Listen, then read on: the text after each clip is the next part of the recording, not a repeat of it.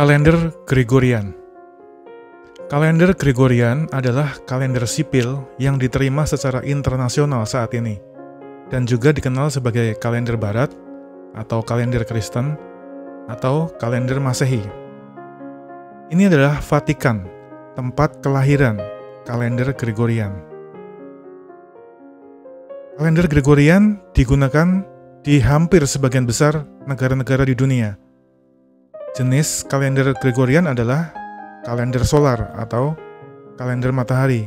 Perkiraan kesalahan kira-kira 1 hari dalam 3.236 tahun.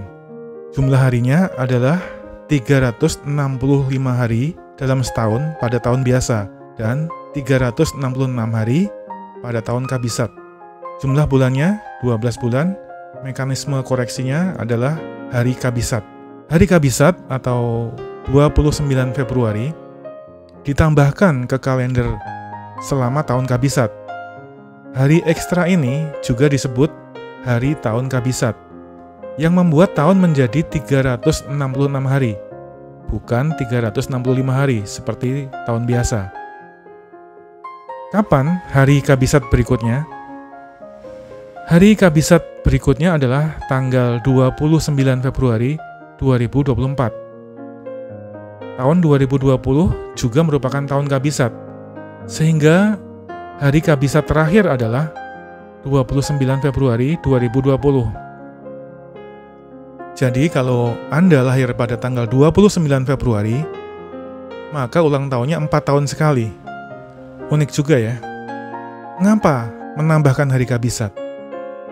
Hari kabisat diperlukan untuk menjaga kalender agar selaras dengan revolusi bumi mengelilingi matahari. Bumi membutuhkan 365,242189 hari, atau 365 hari, 5 jam, 48 menit, dan 45 detik untuk mengelilingi matahari sekali. Ini disebut sebagai tahun tropis atau tropical year. Tanpa hari ekstra atau hari kabisat, yaitu sela pada 29 Februari yang terjadi hampir setiap 4 tahun, kita akan kehilangan hampir 6 jam setiap tahun. Maka setelah 100 tahun, kalender tanpa tahun kabisat akan mati sekitar 24 hari. 12 bulan tidak teratur. Kalender Gregorian adalah kalender yang paling banyak digunakan di dunia saat ini. Pada tahun 2021, ada sebanyak 160 negara yang menggunakan kalender Gregorian. Ini adalah kalender yang digunakan dalam standar internasional untuk representasi tanggal dan waktu, sesuai ISO 8601 tahun 2004, yang sudah direvisi menjadi ISO 8601-1 dan -2 tahun 2019. Kalender Gregorian adalah kalender solar atau kalender matahari. Ini juga dijelaskan pada video yang lain. Berdasarkan tahun biasa, terdiri 365 hari yang dibagi menjadi 12 bulan dengan panjang yang tidak teratur. 11 bulan memiliki 30 atau 31 hari, sedangkan bulan kedua, bulan Februari, hanya memiliki 28 hari selama tahun biasa. Namun, hampir setiap 4 tahun adalah tahun kabisat, ketika 1 hari ekstra atau intercalary ditambahkan pada tanggal 29 Februari, membuat tahun kabisat dalam kalender Gregorian menjadi 366 hari. Hari-hari dalam setahun dalam kalender Gregorian dibagi menjadi minggu, 7 hari, dan minggu-minggu diberi nomor 1 hingga 52 atau 53. Standar internasional adalah memulai minggu pada hari Senin. Namun beberapa negara termasuk Amerika Serikat dan Kanada menghitung hari Minggu sebagai hari pertama dalam seminggu. Menggantikan kalender Julian. Pendahulu kalender Gregorian adalah kalender Julian, yang juga akan dijelaskan pada video yang lain. Diganti karena kalender Julian dianggap tidak terlalu akurat. Hal itu tidak mencerminkan dengan benar waktu yang dibutuhkan bumi untuk mengorbit sekali mengelilingi matahari, atau yang dikenal sebagai tahun tropis, tropical year, diselaraskan kembali dengan matahari. Rumus kalender Julian untuk menghitung tahun kabisat menghasilkan tahun kabisat setiap 4 tahun. Ini dianggap terlalu sering, dan akhirnya kalender Julian beberapa hari tidak sinkron dengan tanggal tetap untuk peristiwa astronomi seperti equinox dan solstice. Pengenalan kalender Gregorian memungkinkan penataan kembali dengan peristiwa-peristiwa seperti vernal equinox dan winter solstice. Formula tahun kabisat baru. Kalender Gregorian pertama kali diadopsi di Italia, Polandia, Portugal, dan Spanyol pada tahun 1582 Masehi dan mencakup perubahan-perubahan sebagai berikut. Formula baru untuk menghitung tahun kabisat. Yang pertama, angka tahun habis dibagi 4 atau tidak ada sisa. Yang kedua, jika tahun tidak dapat dibagi rata dengan 100, itu bukan tahun kabisat, kecuali tahun ini bisa dibagi rata dengan 400, maka itu adalah tahun kabisat. Misalnya, tahun 1600 dianggap sebagai tahun kabisat karena habis dibagi 400. 10 hari dikurangkan atau dihilangkan atau di-drop pada bulan Oktober tahun 1582. Ini adalah kalender pada bulan Oktober tahun 1582. Terlihat bahwa pada tanggal 1, 2, 3, 4 lalu lompat ke tanggal 15 dan seterusnya. Sehingga ada 10 hari yang dihilangkan. Jadi dari tanggal 4 langsung lompat ke tanggal 15. Berikutnya adalah aturan baru untuk menghitung tanggal Paskah. Paskah jatuh pada hari Minggu pertama setelah tanggal bulan purnama. Berdasarkan hitungan matematis yang jatuh pada atau setelah tanggal 21 Maret. Jika bulan purnama pada hari Minggu, Paskah dirayakan pada hari Minggu berikutnya. Meskipun Paskah secara liturgis terkait dengan awal musim semi di belahan bumi utara, equinox Maret, dan bulan purnama, tanggalnya tidak didasarkan pada tanggal astronomi sebenarnya dari kedua peristiwa tersebut. Tanggal 21 Maret adalah tanggal equinox Maret gereja, terlepas dari zona waktu.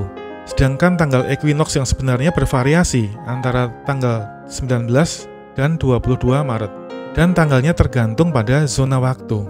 Tanggal bulan purnama Paskah yang digunakan untuk menentukan tanggal Paskah didasarkan pada perkiraan matematis setelah siklus 19 tahun, yang disebut sebagai siklus metonik. Kedua tanggal mungkin bertepatan dengan tanggal peristiwa astronomi, tetapi dalam beberapa tahun tidak. Negara-negara Protestan skeptis. Negara-negara Katolik seperti Spanyol, Portugal, dan Italia dengan cepat mengadopsi reformasi kalender Paus Gregorius untuk urusan sipil mereka. Namun, di negara-negara Protestan Eropa, orang-orang khawatir bahwa kalender baru, kalender Gregorian, adalah upaya gereja Katolik untuk membungkam gerakan mereka.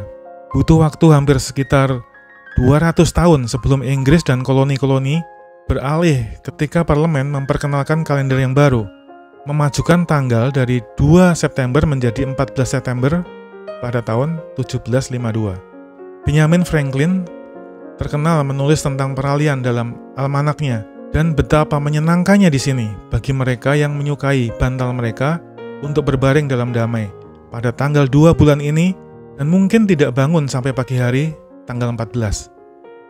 Negara-negara ortodoks mengikuti kalender Julian lebih lama lagi, dan gereja-gereja nasional mereka masih belum mengadopsi kalender Paus Gregorius ke-13. Kalender Gregorian proleptik. Kalender proleptik artinya kalender yang diterapkan pada tanggal sebelum diperkenalkan. Jadi, jika Anda memperpanjang kalender Gregorian mundur ke tanggal sebelum secara resmi diperkenalkan pada tahun 1582, itu disebut kalender Gregorian proleptik. Standar ISO 8601 tahun 2004 yang direvisi menjadi ISO 8601-1 dan -2 tahun 2019 mensyaratkan tanggal sebelum 1582 dinyatakan dalam format ini. Apakah ada kalender yang sempurna? Jawaban sederhananya, tidak ada. Tidak satu pun dari sistem kalender yang saat ini digunakan di seluruh dunia secara sempurna mencerminkan panjang tahun tropis, tropical year. Namun, ada sistem kalender yang lebih akurat daripada kalender Gregorian yang kita gunakan saat ini. Rumus tahun kabisat yang lebih maju membuat kalender Gregorian jauh lebih akurat daripada kalender Julian.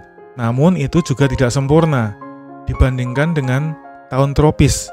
Tahun ini hilang 1 hari setiap 3.236 tahun.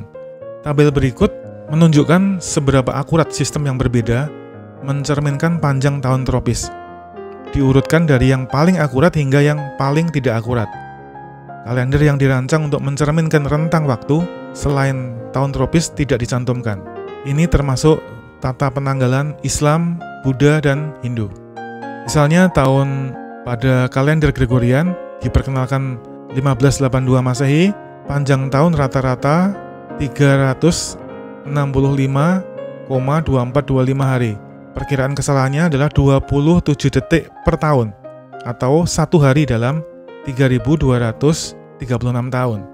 Sementara kalender Julian yang diperkenalkan pada tahun 45 sebelum Masehi, panjang tahun rata-ratanya 365,25 hari dan perkiraan kesalahannya 11 menit per tahun atau 1 hari dalam 128 tahun.